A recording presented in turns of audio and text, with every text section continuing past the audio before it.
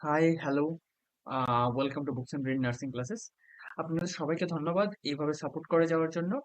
আর আপনাদের যত সাপোর্ট হবে তত আমি আরো ইন্টারেস্টিং ভিডিও, আরো কোয়ালিটি বেস ভিডিও আমি আপনাদের সামনে নিয়ে আসতে পারবো।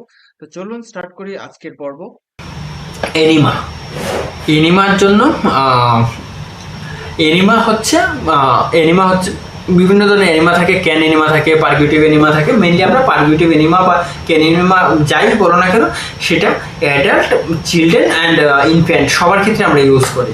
এখন হচ্ছে তার পজিশন কি? পজিশন হচ্ছে, যদি আমি ইনফ্যান্ট ধরি, অনেক সময় সুপাইন পজিশন করে ফ্ল্যাক্স করে আমরা দিতে পারি, কিন্তু preferable is a left lateral side. কিন্তু ইন অ্যাডাল্টের ক্ষেত্রে is a Sims position. Sims position is the first priority. যদি অপশানে সিমস পজিশন না থাকে, go for the lateral position. আর যদি বোথ পজিশন থাকে, go for the Sims position. Sims and lateral position is the different. আমি দেখাচ্ছি image একটা। এখনই একবার সাবস্ক্রাইব করে দিন, যারা ফলো করেননি এখনই একবার ফলো করুন। Like, share and subscribe, please do the like, share and subscribe. এটা হচ্ছে সিমস পজিশন। সিমস পজিশন কি করেছে? লেফট ল্যাটারে শুয়েছে, কিন্তু তার যে নিটাকে ফ্লেক্স করে, একটুখানি ফ্লেক্স করে তার চেস্ট ওয়ালের সাথে ঠেকিয়ে দিয়েছে, যার ফলে বাটাক্সটা কি হয়েছে, একটুখানি উপরের দিকে প্রমিনেন্ট হয়েছে। যে প্রমিনেন্ট হয়েছে, তার রেক্টাল ওপেনিংটা একটুখানি ওয়াইড হয়েছে, ইজিলি পুশ করা যাবে। মানে কি, আমাদের যে ক্যাথিটার রয়েছে সেটা ইজিলি ইনসার্ট করা যাবে। সেই কারণে এই পজিশনকে বলা হয়েছে সিমস পজিশন। সাইড ল্যাটারালি শুবে, কিন্তু পাটা জাস্ট ফোল্ড করবে না, পাটাকে ফ্লেক্স করে একটুখানি চেস্টের দিকে মুভ করবে, যার ফলে বাটাক্সটা প্রমিনেন্ট হবে। আর এগুলো হচ্ছে কি পজিশন? এগুলো হচ্ছে সাইড লাইং পজিশন।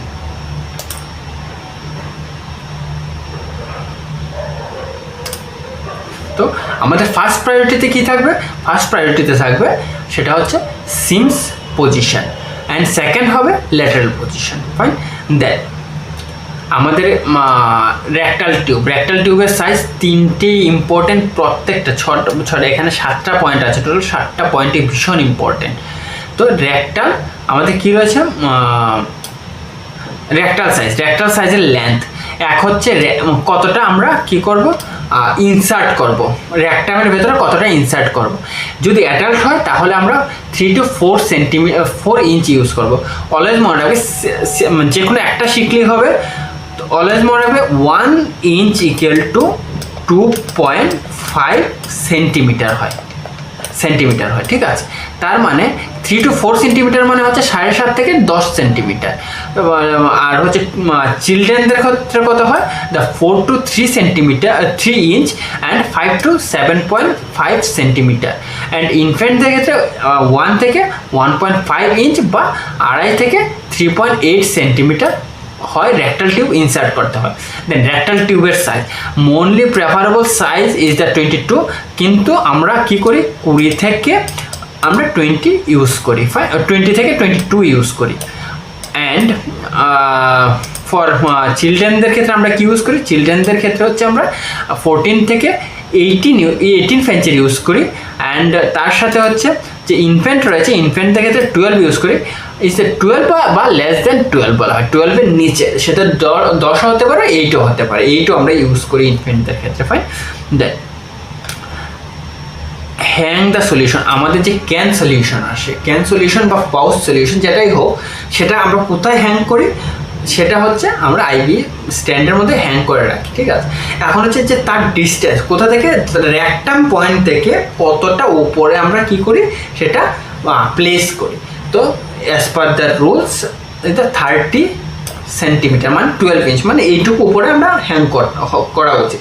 কিন্তু আমরা আমাদের ওয়ার্ক সুবিধার জন্য আমরা কি করি, 4-5 ফুট উপরে তুলে দিই। Is wrong practice. ঠিক আছে? তো মেইনলি প্র্যাকটিস বলা হয় যে 30। যদি আমাকে কম্পিটিটিভ এক্সামে জিজ্ঞেস করে তোমরা কি করছো, সেটা আমি দেখবো না, বাট আমাকে যদি জিজ্ঞেস করে যে কী করতে হবে, তাহলে আমি বলবো যে 30 সেন্টিমিটারই রাখতে হবে। বা কম্পিটিটিভ এক্সামে যদি জিজ্ঞেস করে যে 30 সেন্টিমিটার বা 12 ইঞ্চি রাখতে হবে। আপ টু আমরা 45 সেন্টিমিটার পর্যন্ত আমরা এক্সটেন্ড করতে পারি।